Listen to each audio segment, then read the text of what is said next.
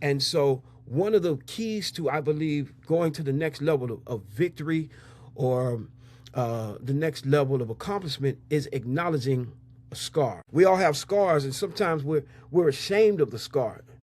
But scars only actually indicate victory.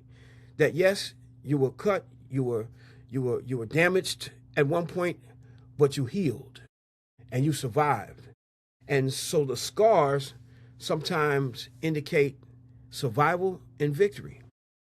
Sometimes we're ashamed of the scars because it's damaging to our outward appearance, and it deals with some sort of source of pride in our lives that we don't look the same that we used to, and this situation cut me. But it gives you the organic authority and relevance to say, hey, I went through this, but I made it, I survived, and I've got the scars to show.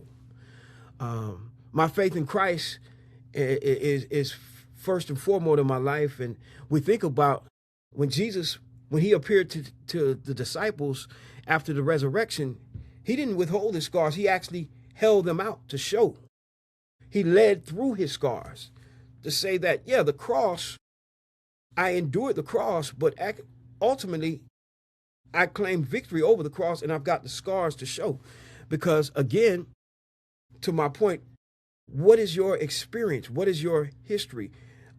Thomas, one of the disciples, literally asked Jesus, what's your experience? Did you really? He doubted. And so Jesus was able to use the scars as tangible evidence that I've been through, but I've overcome. And so for any listener out there, don't be afraid to show your scars, because your scars give you authority. And that's what I wanted to highlight today in this episode, the authority of your scars. Your scars give you relevance. It says, hey, yeah, man, you went through that battle, you went through that fight, but you survived. I was just having a conversation, and it just kind of tied into to this conversation just now. Right before the episode, I was talking about the real deal Evander Holyfield, a famous boxer. He was a world champion boxer. And I ran into him not long ago at a BJ's wholesale warehouse. And he was very nice. He was actually in front of the store, and he was loading up his groceries, his packages into the back of his truck, and one of the items fell down, and I actually was able to help him pick it up, and I was in awe. I was, because I'm a fan of Evander and boxing, and as I was helping him pick up his item, I looked at his ear, and the famous ear that we all know about, that famous fight when Mike Tyson took a chunk out of the ear, and it was amazing to see.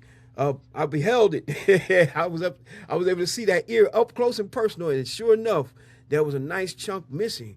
And Evander was very hospitable, very nice about it. We laughed. I said, "Man, that's the ear that Mike Tyson bit." And he was like, "Yeah.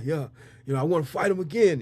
It was funny, but he was very, very kind, and I didn't even plan on mentioning that, but when I was talking about the authority of scars, it kind of just tied into what I was, the topic that I'm discussing today, is that by that scar, it brought us back to remembering that Evander endured that, but he went on to win the fight.